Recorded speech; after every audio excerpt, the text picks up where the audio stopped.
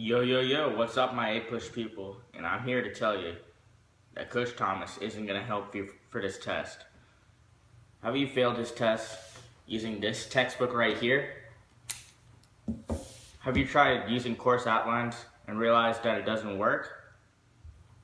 Now look at me and for my guide and use my instruction to pass this test. So now it's time to get cracking and start studying these easy topics. There's 5 easy steps to do this. Now let's start.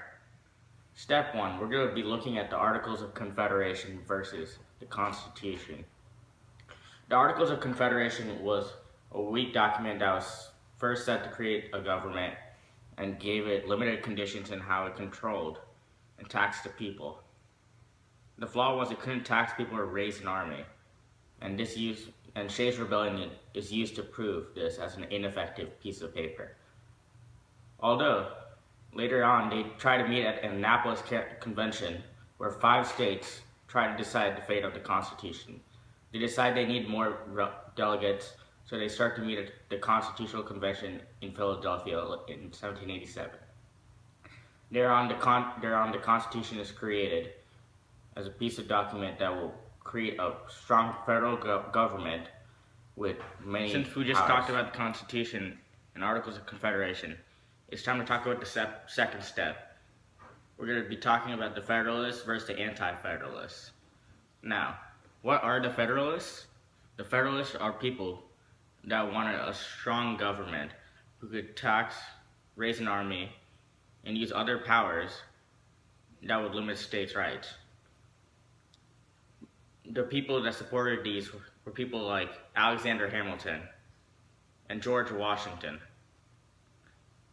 Although James Madison, John Jay, and Alexander Hamilton did write the Federalist Papers, the Anti-Federalists who opposed this were people like Thomas Jefferson and Patrick Henry. They believed in strong states' rights after the Revolutionary War. The Anti-Federalists would help ratify their rights through the Bill of Rights. The Constitution had to have the Bill of Rights in order for the Anti-Federalists to be happy with the Constitution.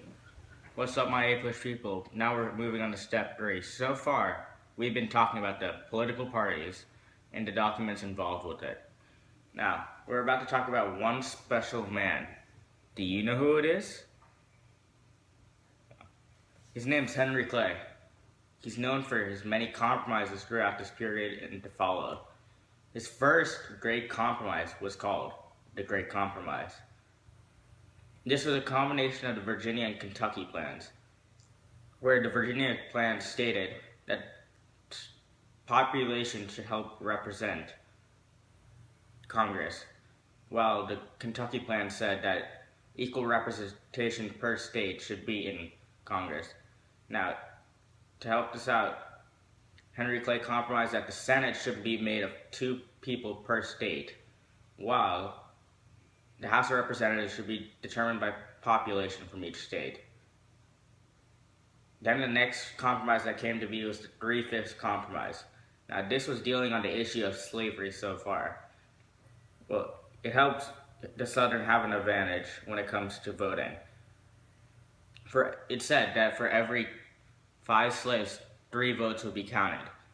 Now the South would have more advantage because they have more slaves in their states. Now, the 4th step in the process, we're going to be talking about how the president's going to get elected in this process.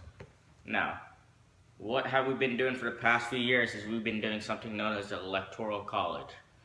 We decided that we'd be using the Electoral College to vote the president in a fair term. So here's what we started with. The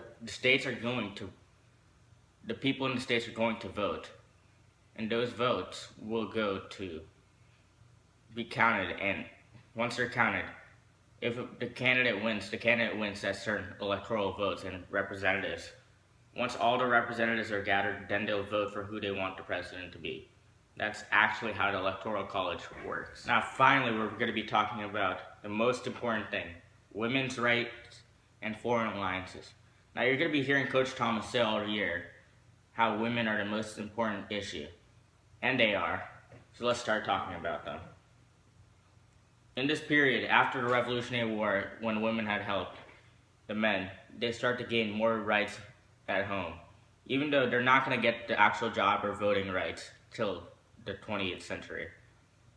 Women are starting to take care of kids more at home and teach their husbands more. And we're going to see this idea expressed by Abigail Adams, where she says, "Don't forget to mentor her husband," and starts the ideas of Republican motherhood. Now, what's Republican motherhood? Republican motherhood is teaching patriotic values to your kids. And this is what the mothers would do for the following period. Now, the next topic, foreign alliances. The U.S.-Franco alliance was an alliance started during the Revolutionary War, in which France helped America win its independence from Britain.